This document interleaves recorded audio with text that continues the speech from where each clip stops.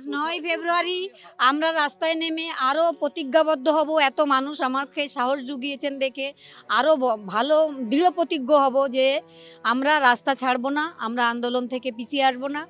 আমার মেয়ের যে ন্যায় বিচার এটা ছিনিয়ে আনবই, কারণ আমি জানি আমার মেয়েটা আর ফিরে আসবে না আমার কাছে।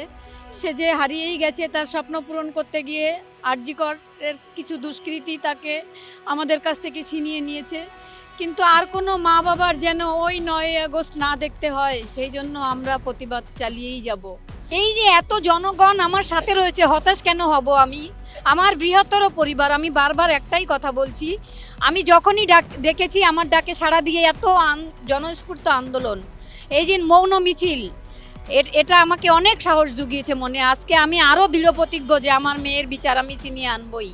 যে হয় সিবিআই অপদার্থ অকর্মণ্য এরকম কিছু অথবা যেহেতু প্রভাবশালী এতই যোগ রয়েছে, কোনো ওপরে কোনো প্রভাবশালী তত্ত্বের জন্য কোনো আন্ডারস্ট্যান্ডিং হচ্ছে, কোনো সমঝোতা হচ্ছে, ফলত আমরা আইনগত লড়াই যেমন মা বাবা লড়ছেন তার পাশে আমরা রয়েছি, তেমনি ঠিক এই যে রাজপথে থাকা, আন্দোলনের পথে থাকাও কিন্তু আমাদের চালাতে হবে এবং জন্মদিনে যে আমরা প্রতিবাদ ছাড়িনি সেই অঙ্গীকার আমাদের করে যেতে হবে।